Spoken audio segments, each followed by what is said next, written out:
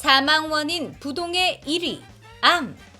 의료기술이 발달했지만 암은 여전히 우리에게 마주하고 싶지 않은 두려운 존재다.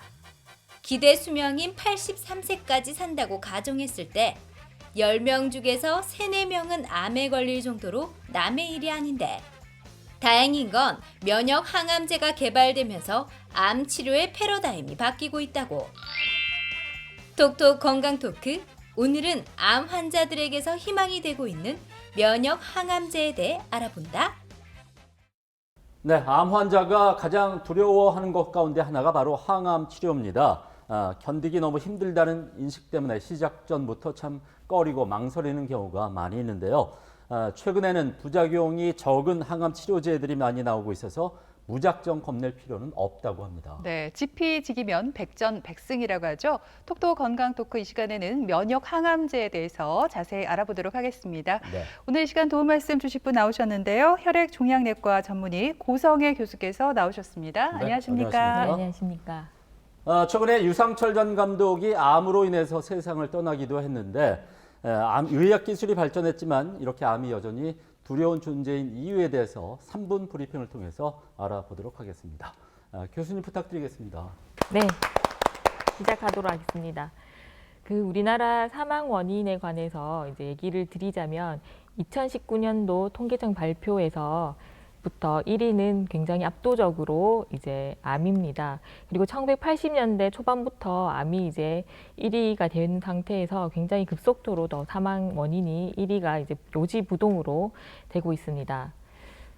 전체적으로 이제 연도별 성별 암 발생자 수를 보면 매년 통계청에서 저희들이 발표를 하고 있는데 99년부터 데이터가 있습니다. 그래서 대체적으로 5만 명 내외에서 시작을 했는데 최근 2018년도에 가면 전체적으로 12만 명, 여자 이제 11만 5천 명으로 굉장히 급속도로 증가되고 있고, 사실 2010년도에는 이렇게 조금 스테디한 이제 굉장히 좀 천천히 증가하고 있지만 계속적으로 증가하고 있다고 볼 수 있겠습니다.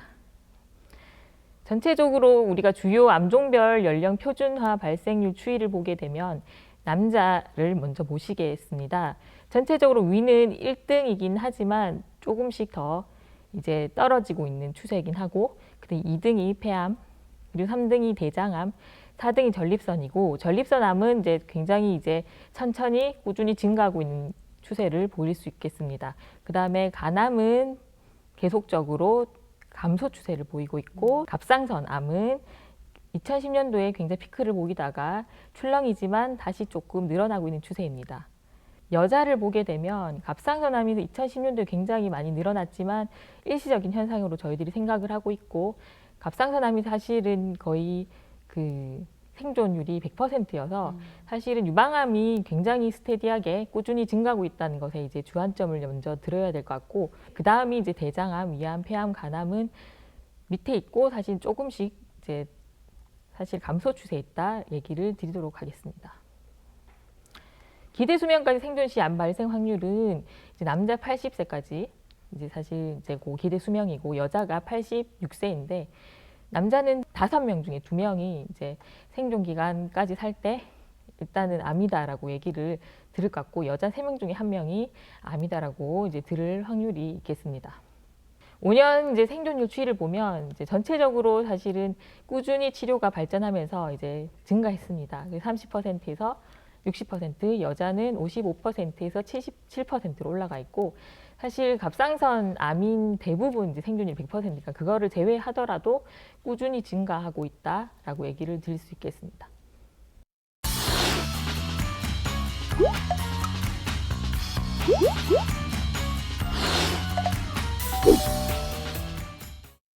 네, 암 생존율까지 저희가 설명을 들어봤는데요. 네. 사실 예전만 해도 암 4기 하면 사형 선고라고 생각을 했었죠. 네. 하지만 요즘에는 의학 기술이 나날이 발전하고 암 치료법도 많이 발전돼서 이제는 암 말기라고 해도 생존할 확률이 굉장히 높아졌죠. 네. 네.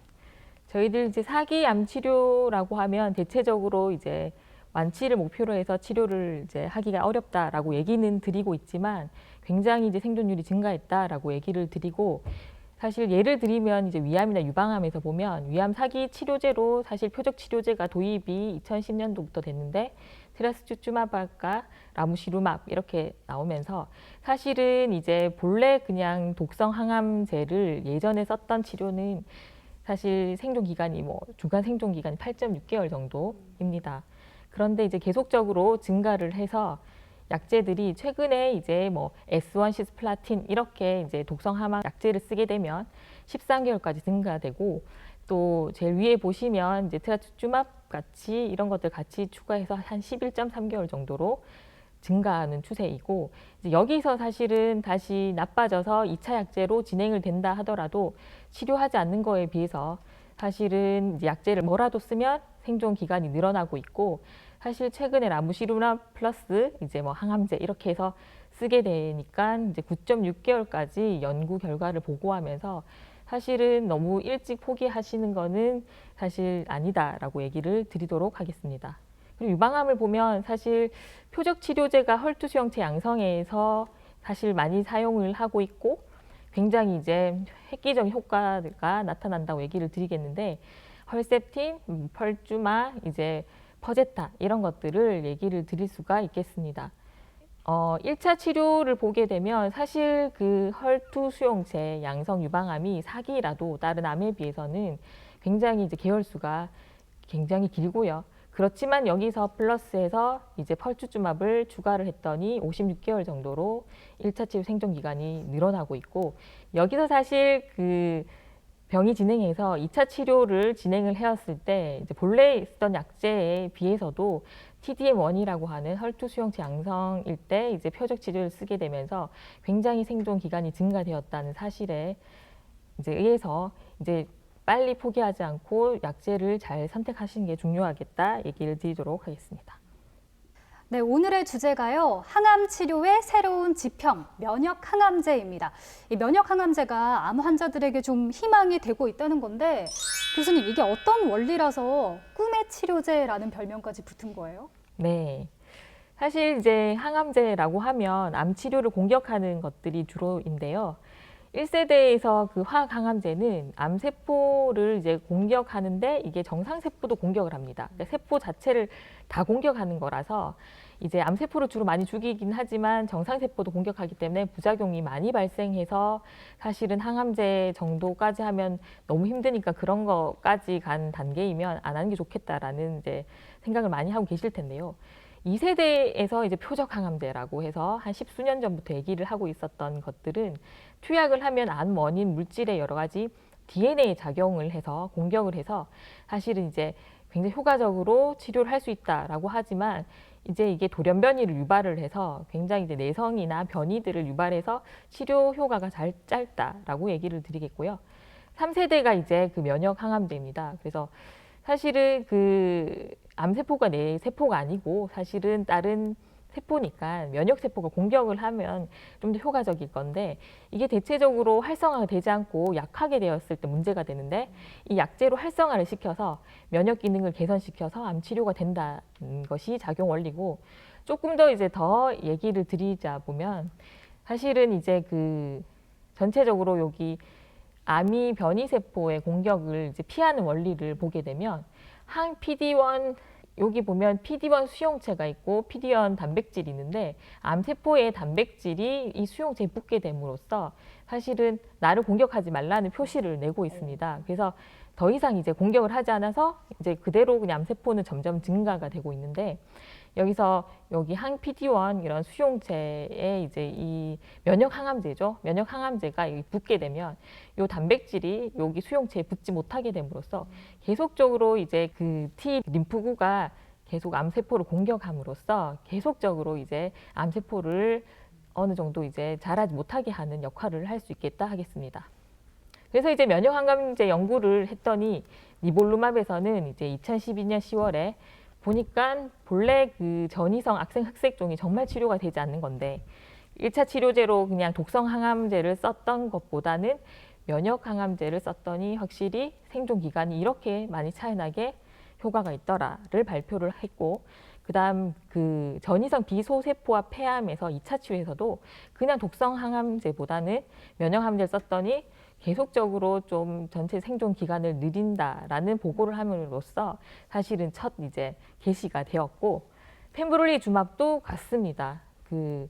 2014년 10월에 이 결과를 바탕으로 해서 이제 미국의 식약청 승인을 받았는데 변이성 악성 흑색종의 1차 치료제로 이제 여기 보면 맹항암제와 면역항암제 관련해서 일단은 그 생존 기간을 늘린다는 것을 보고하고 있고 전이성 비소세포암 2차 치료에서도 면역항암제가 훨씬 더 효과가 좋다라는 걸 보고함으로써 일단은 이제 그때부터 면역항암제가 좀 더 활성화돼서 쓰기 시작하였습니다. 저는 살면서 맙으로 끝나는 단어를 이렇게 처음 들어봤어요. 뭐 니볼루맙 그리고 용어가 너무 어려워요. 펜브롤리주맙 좀 읽기도 힘든데 또 굉장히 생소하거든요. 교수님께서 말씀하신 이 면역 항암제가 또 이것 말고 다른 종류도 있다고 들었거든요. 어떤 게 있을까요? 네, 면역 항암제 종류는 이제 생각보다 그 이후로 각광을 받아서 굉장히 많습니다. 그래서 사실 아까 전에 얘기했던 PD-1과 PD-L1의 관계만 설명을 사실 드렸지만 CTLA-4도 사실 비슷한 역할을 하는 것이라서 CTLA-4 억제제도 사실 나와 있고 종류를 보면 이플리무맙, 트레멜리무맙 이런 것들이 있고 PD-1 억제제에서는 펜비롤리주맙, 니볼루맙이 있고 PD-L1에서는 아테졸리주맙, 아벨루맙, 더발루맙이 있어서 굉장히 임상 연구를 활발히 진행하고 있고 사실은 최근에 여러 환자들에게 쓰이고 있다라고 얘기를 드리도록 하겠습니다. 그래서 가장 먼저 사실 그 승인이 되었던 이 두 약제랑 아테졸리주맙이 굉장히 이제 효능 효과의 그 병의 기제가 많은데요. 자세히 설명을 드리자면 펜브롤리주맙은 아까 얘기 드렸듯이 이제 전이성 흑색종 치료, 전이성 비소세포암의 1차와 2차 치료, 진행성 신세포암, 전형적 호치킨 림프종, 그리고 전이성 두경부 편평세포암, 그리고 전이성 요로상피세포암 환자들, 자궁 내막암에서도 이런 이제 렘바티닙이라는 표적 항암제랑 병용하는 것들, 그리고 고빈도 현미부수체 불안정성 암 해서 사실은 우리가 이제 여러 암에서 항암 치료를 계속 하였지만 대체적으로는 사실 약제가 이제 없다 할 때 이런 것들을 고려를 할 수 있겠고요. 옵디부주도 좀 거의 비슷하긴 합니다. 뭐 흑색종 치료나 비소세포암 폐암의 1차, 2차 치료, 진행성 신세포암의 치료, 전형적인 호치킨 림프종의 치료, 그리고 두경부 편평세포암의 치료, 전이성 요로상피세포암 환자, 위선암이나 위식도 접합부의 선암의 치료에 쓰이고 있습니다. 그리고 아테졸리주맙은 효능 효과로서 조금 더 작긴 하지만 전이성 요로상피 세포암이와 그 다음에 비소세포폐암의 화학요법 병용으로 1차, 2차 치료, 소세포폐암 환자의 1차 치료, 그리고 전이성 3중 음성 유방암의 PD-L1 발현율의 1% 이상에서 효과 있다고 보고가 되어서 쓰이고 있고요.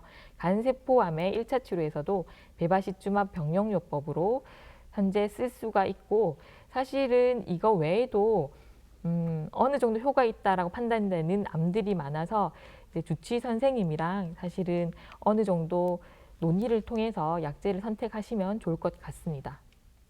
네, 사실 이런 그 면역 항암제가 도입된 지도 6년 정도밖에 되지 않았다고 합니다. 아직은 또 갈 길이 멀다는 그런 생각도 갖게 되는데 우리가 또 교수님 부작용에 대한 걱정을 안 할 수 없거든요. 어떤 부작용들을 좀 기대해 봐도 될까요?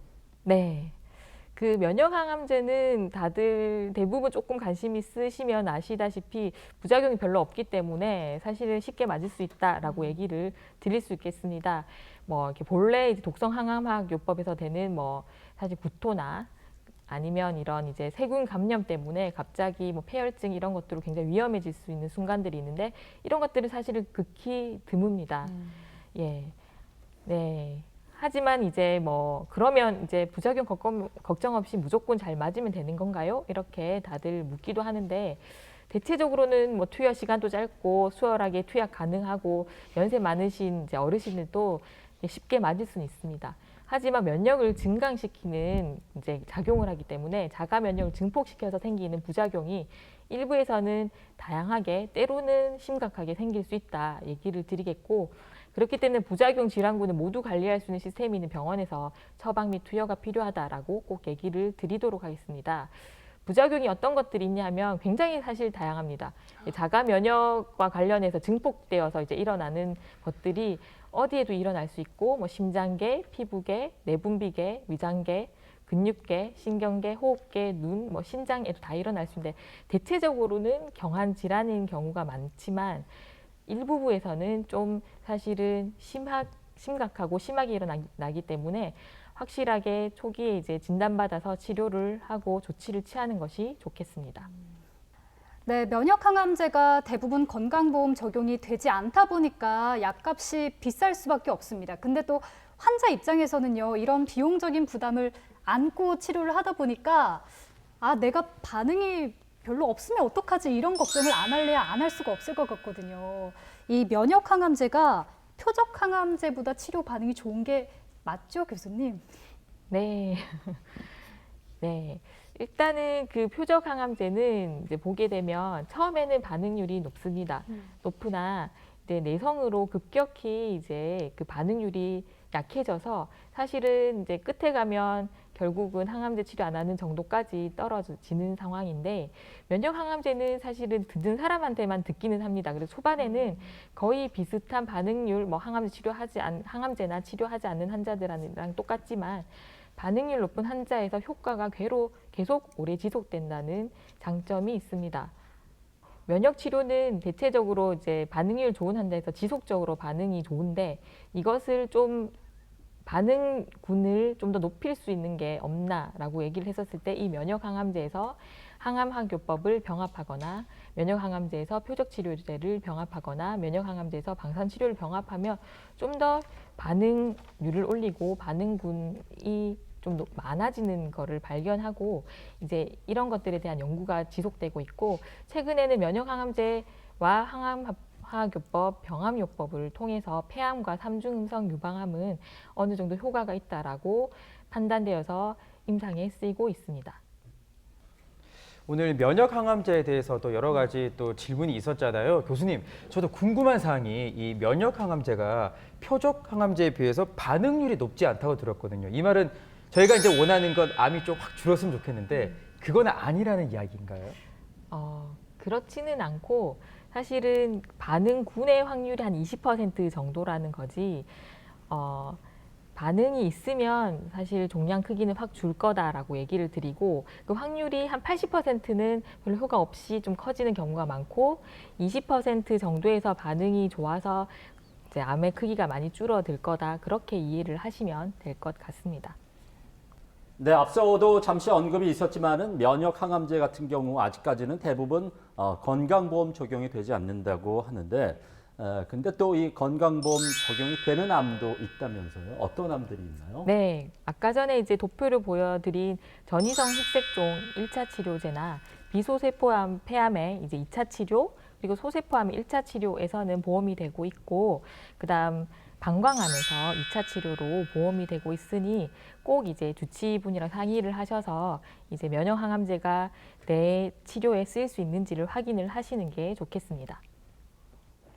네, 제가 또 이렇게 설명을 들으면서 궁금해지는 게 있는데 면역 치료 중에요, 교수님. 뭐 홍삼이라던가 이런 영양제를 좀 챙겨 먹는 게 좋은 건지 궁금하고요. 또 많은 분들이 궁금해하실 것 같아요. 치료 기간은 얼마 정도로 잡아야 좋을까요?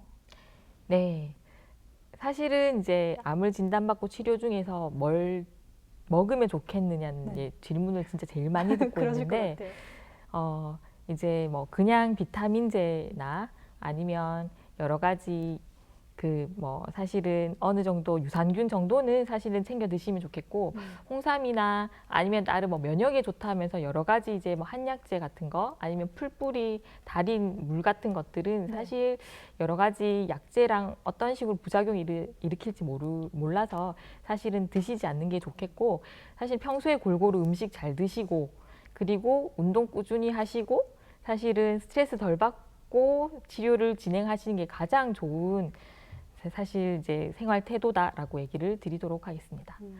그리고 이제 면역 항암제가 효과가 있다라고 하면 사실 어느 정도 지속적으로 계속적으로 맞는 게 좋긴 하겠고 사실 그 보험과 관련해서는 2년까지 어느 정도 쓰고 계속적으로 효과가 있으면 2년 정도까지 쓰고는 지켜보라라고 되어 있어서 최장 2년 정도까지라고 얘기를 좀 드려야 될 것 같고 사실 80%는 반응을 하지 않는다라고 얘기를 했습니다. 그래서 초반에 한 3번 정도 맞아보면 이게 내한테 맞는 건지 안 맞는 건지 알 수는 있을 거다라고 얘기를 드리고 어느 정도 효과 있으면 굉장히 감사하게 한동안 지속하면 제일 좋겠다라고 얘기를 드리도록 하겠습니다. 네, 오늘은 여러 가지 암 치료 방법 가운데 네. 면역 항암 치료에 대해서 자세히 알아봤습니다. 네. 끝으로 오늘 강의하신 내용을 네. 짧게 정리를 좀 해주시고요. 네. 지금도 힘든 시기를 아마 보내고 계실 우리 네. 암 환자와 가족들을 위해서 전하실 말씀 있으면 해주시죠.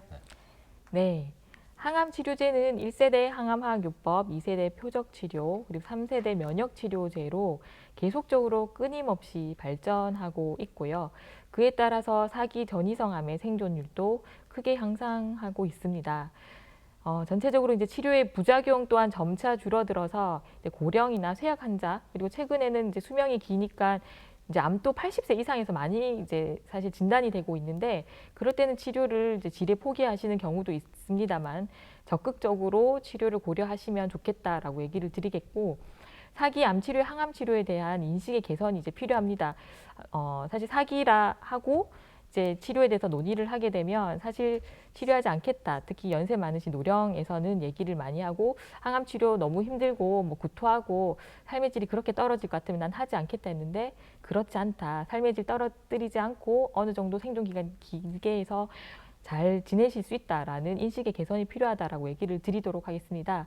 면역 항암제는 이제 반응군이 20% 내외로 크진 않습니다. 하지만 반응군에 속하면 오래 효과가 지속되는 특징이 있다라고 얘기를 드리겠고 반응군 그 20% 말고 사실은 좀 더 높이면 훨씬 더 암 치료에는 효과적일 거다라는 이제 사실에 착안해서 면역 항암제에다가 병학요법이 요즘 연구되고 있고 좋은 결과를 전체적으로 발표를 하고 있습니다. 그래서 특정군 암 환자에서는 면역 항암제 병학요법이 1차 치료제로 고려되는 추세이고 이제 표준 치료로 등극할 거다라는 얘기를 드리면서 마무리하도록 하겠습니다. 그리고 이제 사실은 이제 제 환자들이 대부분 사기암 환자를 진단을 처음 받거나 재발이 되고 수술을 했는데 다시 나빠져서 이제 오시는 분들이 많습니다.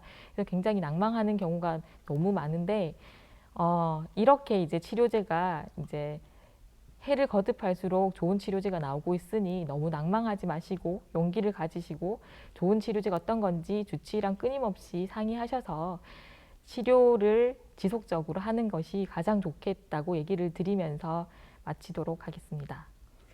네, 말기암을 진단받고 지레 이제 절망에 빠지는 분들이 없지 않아 계실 텐데 그렇게 미리 포기하면 어떤 희망도 기대할 수 없을 겁니다. 네, 또 오늘 소개해드린 면역 항암제가 좋은 효과가 있다고 하니까요. 네. 희망 잃지 마시고 끝까지 치료 잘 받아보시기 바랍니다. 네. 지금까지 이 시간 도움 말씀을 네. 혈액종양내과 전문의 고성애 교수께서 수고해 주셨습니다. 네, 오늘 고맙습니다. 고맙습니다.